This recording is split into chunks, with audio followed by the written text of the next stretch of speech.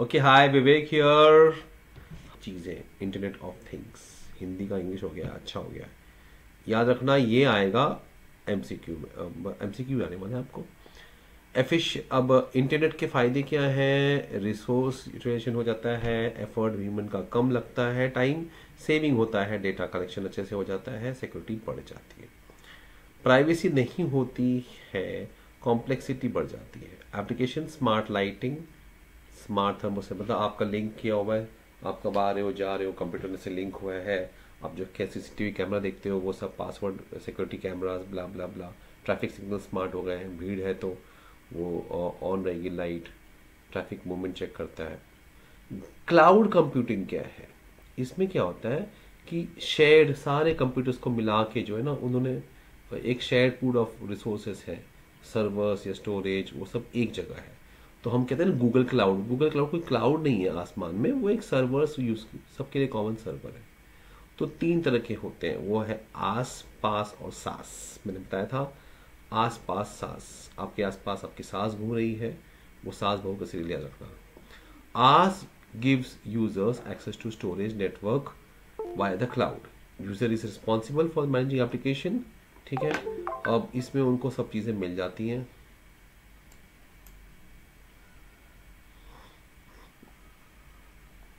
Purchasing hardware, users पे for IaaS, users पे करते हैं और वो अपने हिसाब से खरीद सकते हैं। Amazon वेब सर्विसेज एक एग्जाम्पल दिया हुआ है, एग्जाम्पल पे ध्यान देना।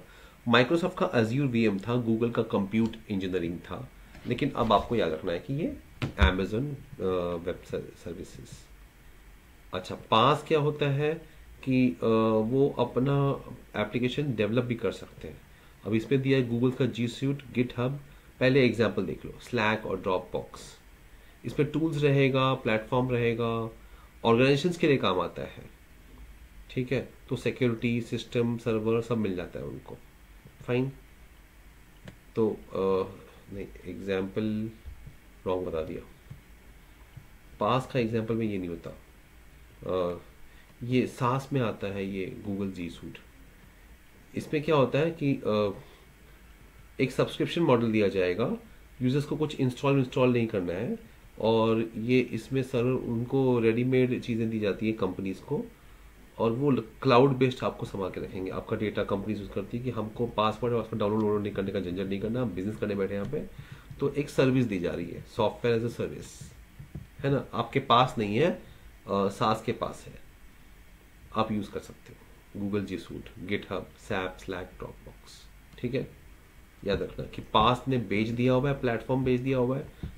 आस जो है हम जैसे नॉर्मल कस्टमर्स के लिए है, पास जो है कंपनीज के लिए है, सास भी कंपनीज के लिए। लेकिन सास में ये है कि वो भाड़े पे दे रहे हैं, क्योंकि कंपनी बोलते हैं हमको ये डाउनलोड करना, सॉफ्टवेयर मेंटेन करना, वो सब आप ही करो, हमको सिर्फ बस ऑन करो, सुबह आऊँ ऑन करूँ मैं ऑफिस में, मेरे को रेडीमेड कहीं ना कहीं जमा होना चाहिए, है ना। ओके, तो ये मैं बना रहा हूँ वीडियो, मैसेजेस आ रहे हैं कि कल के एग्जाम के लिए क्या करना है IT के लिए, वही ये बना रहा हूँ, यही क्वेश्चंस आएंगे, याद रखना एग्जाम्पल्स आते हैं। अच्छा, क्लाउड कंप्यूटिंग में तीन तरह के होते हैं, पब्लिक, प्राइवेट और हाइब्रिड।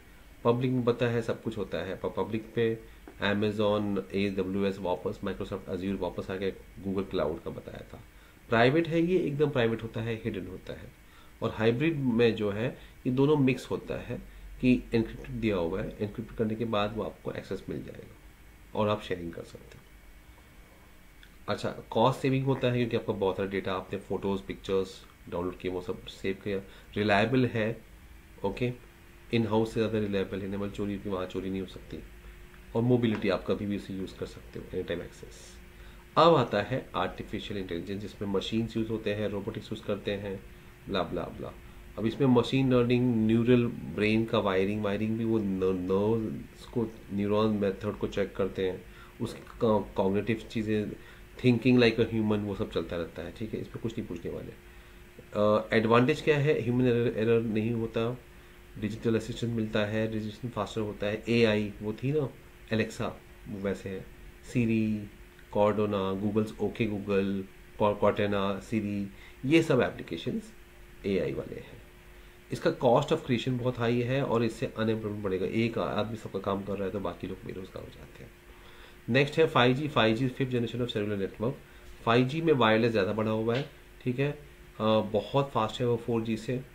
ओके, बहुत सारे स्पेक्ट्रम ब्रांड्स यूज़ करता है। मिलीमीटर वेव जो वेवलेंथ होती है ना, बहुत सारे यूज़ करता है। तो मिनिमम वेव रेडियो वाला शॉर्ट डिस्टेंस कैरी करता है, याद रखना। Excuse me. लेकिन इसमें एक दिक्कत है कि ये ऑब्स्ट्रक्शन जल्दी मिल जाएगा इसको।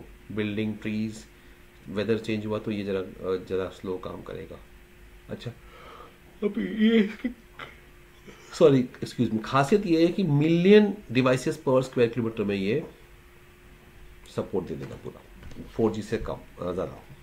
ओके, और बहुत सारा डेटा कुछ थोड़ी दूर पे वो ट्रांसफ़र कर सकता है। तो बहुत सारे टावर्स लगाने पड़ेंगे आपको, ये याद रखिएगा। ये 5G का लिमिटेशन एक है कि टावर ज़्यादा लगाने पड़ेंगे।